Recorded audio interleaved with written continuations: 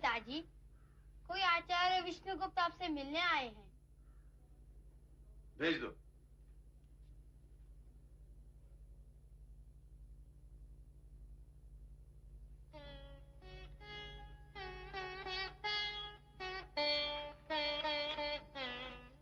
आइए आचार्य।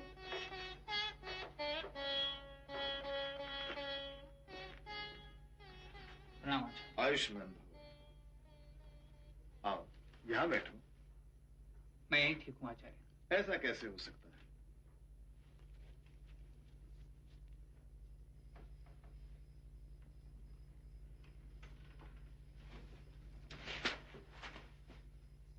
बैठ।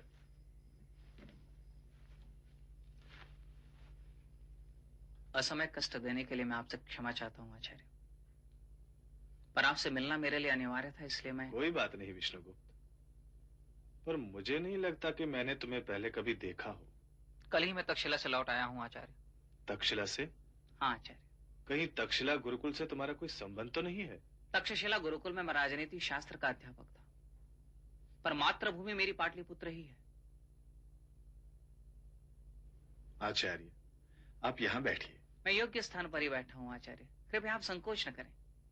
तो आप पाटलिपुत्र के ही निवासी थे? हाँ आचार्य। तब तो संभवतः मैं आपके पिता को जानता होऊंगा। क्या नाम है आपके पिता का?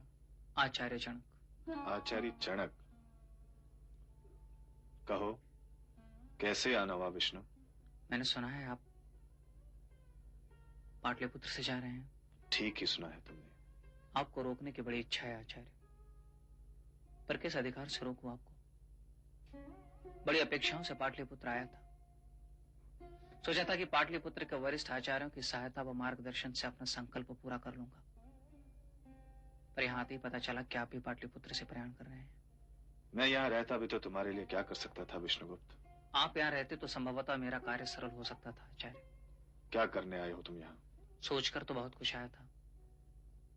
सोचा था कि पाटलिपुत्र जाकर पाटलिपुत्र के वरिष्ठ आचार्यों के मार्गदर्शन में पृथ्वी की प्राप्ति व उसकी रक्षा के लिए पुरातन आचार्यों ने जितने भी अर्थशास्त्र विषय ग्रंथों की रचना की है, उसका सार संकलन प्रस्तुत करने का प्रयास करूंगा, पर अब वह संकल्प पूर्ण करना भी कठिन जान पड़ता है। तुम्हारा संकल्प पूर्ण हो भी गया तो उससे क्या होगा विष्णुगुप्त? एक ग्रंथ की रचना तो हो जाएगी, पर उसका पालन करेगा कौन? किसे यहाँ शास्त्रों की परवाह है जो शास्त्रों का सम्मान करे? जहां परंपराओं का कोई मूल्य नहीं, वहां तुम पुरातन आचार्यों के विचारों से अवगत कराने के लिए एक ग्रंथ का निर्माण करना चाहते हो। क्यों तुम व्यर्थ में श्रम करना चाहते हो? आचार्य, मैं जानता हूं कि अंधकार का साम्राज्य बहुत बड़ा है। शास्त्रों सूर्यों का तेज उसे नष्ट करने में असमर्थ होता है, फिर भी एक सामान्य सा दीपक अंधेरे से बुझते दम तक जूझता रहता है, इसलिए कि वही उसका धर्म है। मैं जानता हूं कि पाटलिपुत्र में अब शास्त्रों का अपमान होता है, पर शास्त्रों की रक्षा करने का दायित्व किसका है? सत्ता, सामर्थ्य और वैभव ने परंपराओं की अवहेलना की तो क्या आचार्य भी अपनी परंपराओं को छोड़ देंगे जिसकी रक्षा करने का दायित्व हमारे स्कंधों पर है? नंदों के राज्य में वह भी संभव नहीं है। क्षमा करें आचार्य, पर क्या नंदों का राज्य अमर है? यदि समस्या का कारण नंद है तो क्या नंदों के पश्चात भी समस्या अपरिवर्तनीय रहेगी? और यदि चुनौती परिस्थिति जन्य परिवर्तनों ने दी है तो क्या उसका उत्तर पाटलिपुत्र से प्रयाण हो सकता है?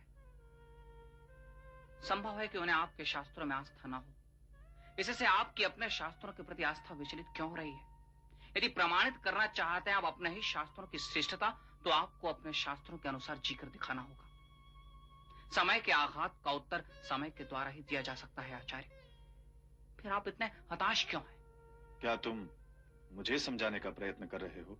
मैं तो आपके पास मार्गदर्शन की अपेक्षा से आया हूं आचार्य, और अपने स्वार्थ के लिए आपको रोकने का प्रयत्न कर रहा हूं। आचार्य कहेंगे तो मैं चला जाऊंगा, पर इतना अवश्य कहना चाहूंगा कि भाई यदि बल से हो तो निर्बल अपने शास्त्रों की रक्षा नहीं कर पाएगा, और इसके लिए प्रयाण की नहीं पराक्रम की आवश्यकता है।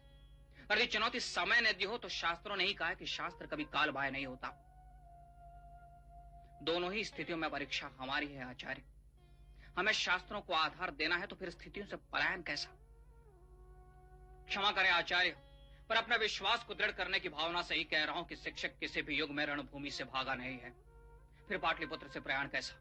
और शास्त्रों की विजय शिक्षक के पाटलिपुत्र से प्रयाण करने में नहीं है आचार्य। शिक्षक का गौरव तो तब बढ़ेगा जब वह एक छत्र के नीचे संगठित होगा और विजयी होगा। वह एक बार संगठित तो हो, फिर वही राम परशुराम होगा।